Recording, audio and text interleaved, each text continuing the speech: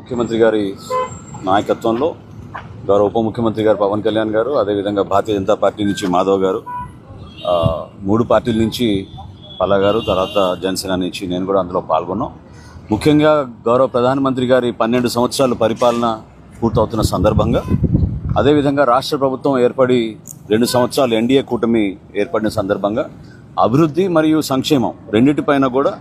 క్షేత్రస్థాయిలో ప్రజలకి మరింత దగ్గరయ్యే విధంగా చేసిన కార్యక్రమాలు ప్రజలకి చేరే విధంగా అంతిమంగా మూడు పార్టీలు కలిసి కార్యక్రమాన్ని విజయవంతంగా చేయాలని గౌరవ ముఖ్యమంత్రి గారు చంద్రబాబు నాయుడు గారు, అదేవిధంగా గౌరవ ఉప ముఖ్యమంత్రి గారు పవన్ కళ్యాణ్ గారు కూడా దీనికి స్పష్టంగా ఒక కార్యాచరణ సిద్ధం చేయమని చెప్పడం జరిగింది. కేంద్ర ప్రభుత్వం నుంచి భారతీయ జనతా పార్టీ నుంచి కూడా నాయకత్వం, అదేవిధంగా సెంట్రల్ మినిస్టర్స్ కూడా దీంట్లో పాల్గొనే అవకాశం, వాటి గురించి కూడా మాధవ్ గారు మాట్లాడారు. అవి కూడా చాలా వరకు ఫైనలైజ్ అయినాయి. 9వ తారీఖు నుంచి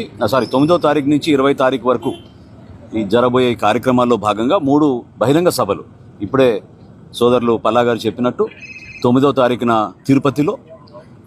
12వ తారీఖున అమరావతిలో, 15వ తారీఖున విశాఖపట్నంలో ఈ 3 సభలు కూడా నిర్వహించడమే కాకుండా వివిధ జిల్లాల్లో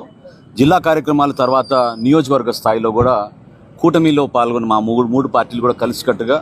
క్షేత్రస్థాయిలో పర్యటించి దాదాపు 24 కార్యక్రమాలు, 24 మాసాల్లో మేము అందించిన అనేక అభివృద్ధి సంక్షేమ కార్యక్రమాలు 24 కార్యక్రమాలు కూడా 28 జిల్లాల్లో ఈ కార్యక్రమాలు నిర్వహించే విధంగా గౌరవ ముఖ్యమంత్రి గారు ఒక కార్యాచరణ రూపొందించమని చెప్పడం జరిగింది. అది త్వరలోనే మీకు ప్రకటిస్తామని ఈ సందర్భంగా తెలుపుతూ, ఈ కార్యక్రమాన్ని అందరూ కూడా ఒక బాధ్యతతోటి పాల్గొనాలి. Telugu Desam party, Janasena party, Bharatiya Janata party నాయకత్వం, క్షేత్రస్థాయిలో ఉన్న మా క్యాడర్ అందరూ కూడా కలిసికట్టుగా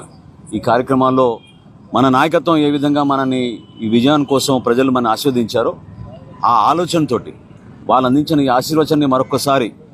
అంకిత భావంతో పనిచేసుకుంటూ ముందుకెళ్ళడానికి ఏదో చక్కటి అవకాశంగా మేము అందరం కూడా భావిస్తూ ఇప్పుడు మాధవ్ గారిని మాట్లాడమని కోరుతున్నాను.